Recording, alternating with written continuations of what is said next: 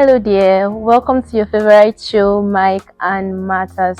I am your host, Praise Mackson, and with me here is Victor Joseph Daniel.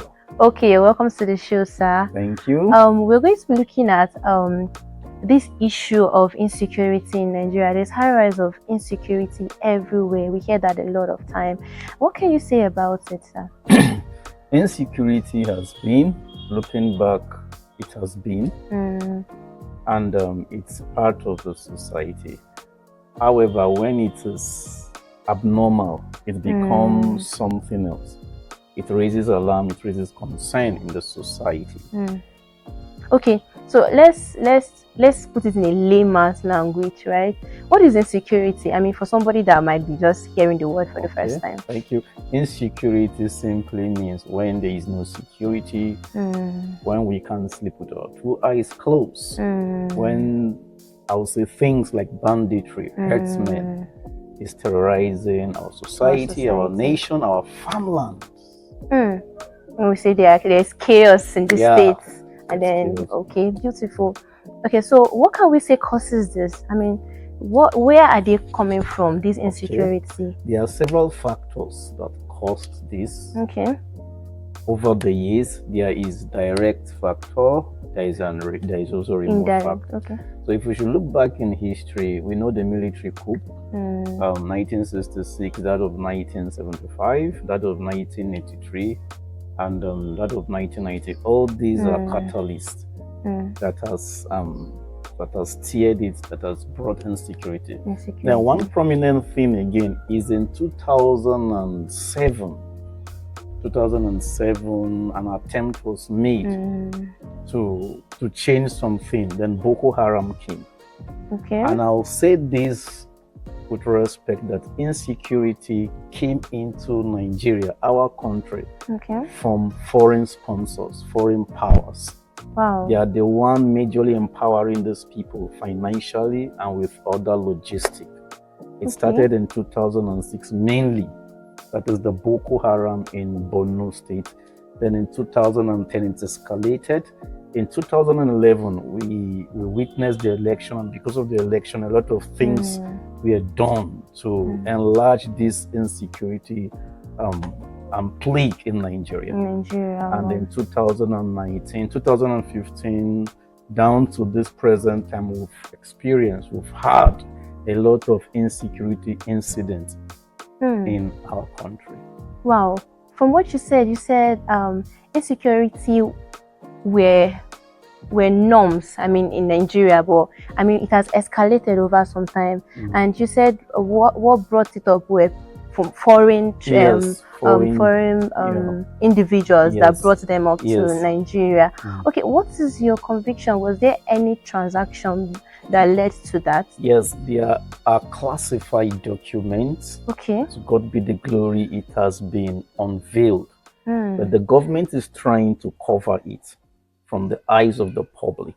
That these guys are not just sponsored by mere politicians in Nigeria.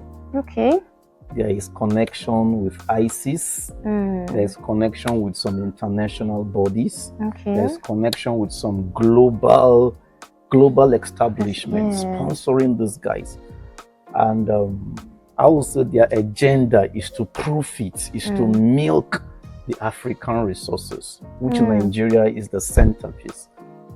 For it. Okay, wow, interesting.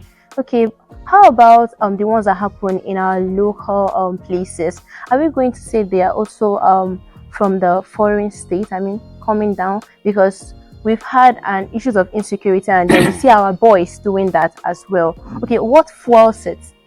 Okay. What fuels them to do that? Okay, first of all, what fuels them? What fuels them encircles or embodies many reasons. But one of the major thing or factor that fuels it is political. It is political motivated.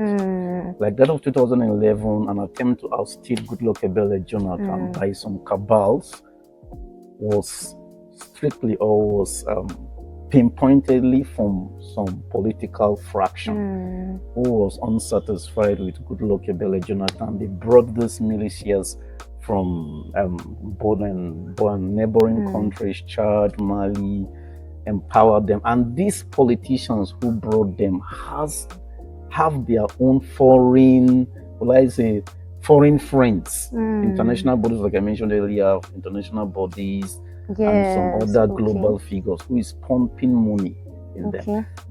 Some months ago, Donald Trump said some things about this insecurity thing, that is going to release a classified document, and it was all over the net. Somehow, some way, it was veiled from the eyes of the public, or it was shifted from the eyes of the public.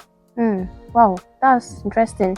Can we also say that unemployment, high rise of unemployment can bet the aspect of kidnapping? I mean, young boys these days, we see that they lack work to do, and then in order for them to, find a way to get money, they can just venture into kidnapping and are we going to say personal and selfish reasons can also be part of it, can also influence the youth, as well as peer pressure? Yes. First, unemployment can influence it because it's I would say it's in a hierarchical way. First, these international bodies liaise with their puppets in Africa, in Nigeria. Then their puppets, who are politicians, men of timber and caliber, holding charismatic and noble position, search within the society, within the locality, the communal locality, canvas for guys who are unemployed. They cannot do it themselves, so they need the unemployed guys, idle men who are well built. They canvas for them somehow, some way. They negotiate them, they bring them into the system, and these guys go to execute the killing, the kidnapping, the bombing. But that of Boko Haram is not, is not largely unemployment, because most of those guys, the Shakal, who is their leader, is a very educated person. He's a very, very educated person. It's just an ideology, propaganda, and as well as ideology, propaganda. We have religious propaganda in it, and other societal propaganda that fuels it. All of that. Okay, so what is the fight for? Are we going to say it's a religion that facilitates that? Okay, like we have several insecurity problems. That of Boko Haram, they say this religion, but it's beyond that. They say it's religion. They say this religion, trying to do some Islamic thing, but it is beyond that. That of banditry, it is not religion. That of banditry, it is largely fueled, facilitated by political agenda. We know how it came. It started with a political notion to ousted good luck. Over the years, it has escalated. Then that of banditry and kidnapping are the same. But however, it's metamorphosed to economic reason, hardship, because these guys collect money and they have informants around the locality. They pay the informants give them information. So those informants, somehow, some way, they are out for their money. And the bandits too, they are also out for their money. So economic contributes and some other motive. Okay. So you made mention of the hierarchy. You said the government officials and all of those things, they sponsor that.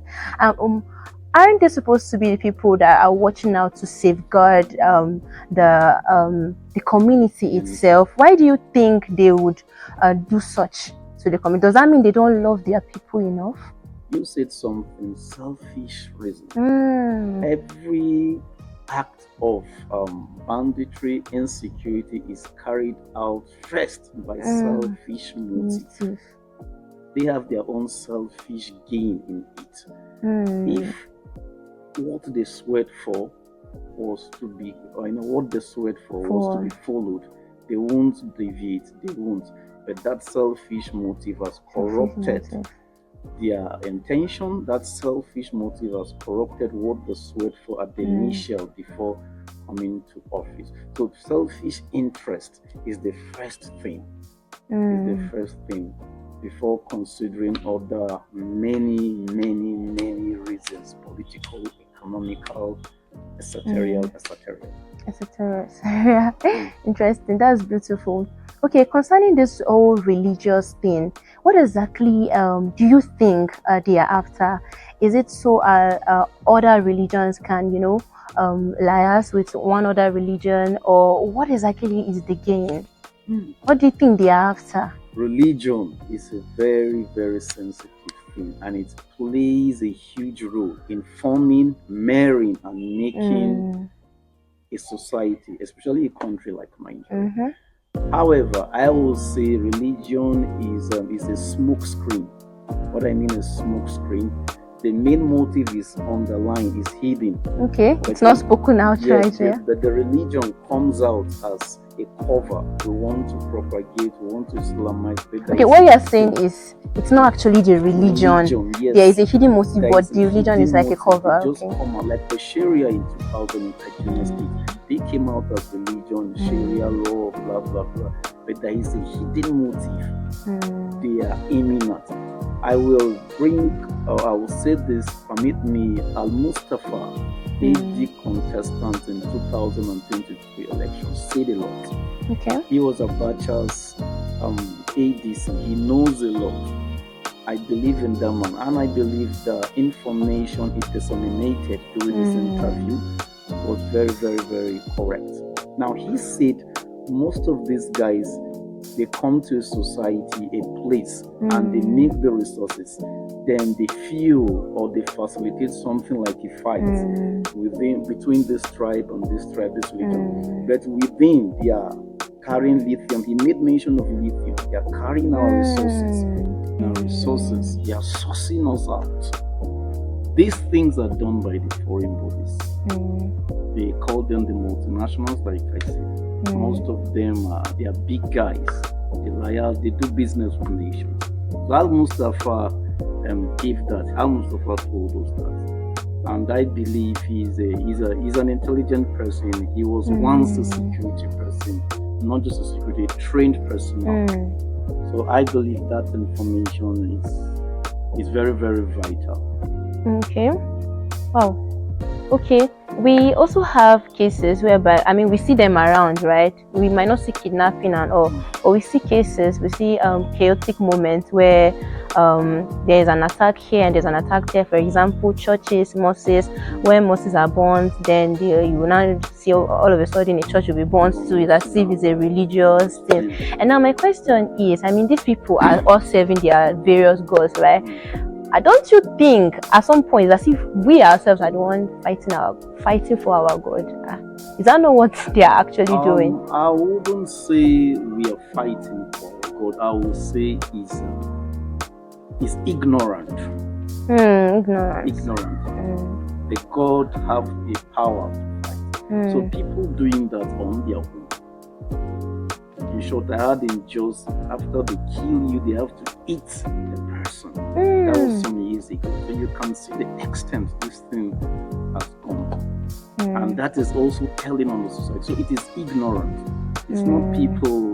This one fighting is just dogmatism. It's mere barbarism. If we are really civilized, we won't engage in that. Yeah. So there's need for us to create awareness to the members of public that actually there's no need for us to. And let me tell you, the major religion in Nigeria preaches peace. If we are really following the doctrine of peace, we won't. Such kind of thing will not happen. But I believe somehow some ignorance is really playing in that. So have you ever had any experience of insecurity, and how was it for you at that moment? I had one or two. To make up the list, 3. One is in 2000 Sharia. I was still a boy in secondary school. We were held because of the burning of tires. You can see literally human beings littered all over the streets, smelling, just it was so terrible and terrible. I wouldn't pray for Nigeria to come to that again. It can be so traumatic, right? Very, very traumatic. Very. Wow. Okay, so what would be your advice to the government officials now? Well, my advice to the government official is they should hold, they should do what they swear to do. They swore something that I'm going to protect life, I'm going to be for the citizen. They should hold on to that. Selfishness should stop, corruption should stop, tribalism and nepotism should stop, greed should stop. They should stop it. However, I came to the thought that they can't stop it. But if one person, like what we see in North Korea, can be used as an example, that is the law that says the moment you steal, the penalty is death. Then once it is being done, others will take you from there. So it's something that demands a realistic approach. Okay, wow, that's interesting. Wow.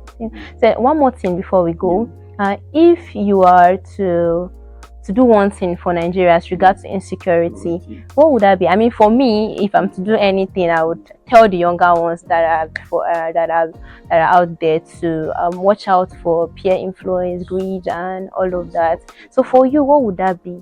Well, if I should do one thing, is to enlighten the society, and what I will bring in that enlightenment is the catastrophic ramification of this thing. So our generations and our generations born to the various sector and how it has taken us back. So if they can see the weight of this catastrophe, of this plague, they may decide to change. And also, again, keep praying. Praying for our country, Nigeria. Keep praying. Wow, thank you so much, sir. We're glad to have you. So we've all heard all we've discussed. Keep praying for your country, Nigeria. And we cut it around here. I'm your host, Mackson, and this is Micah Matters. See you in our next episode. Bye.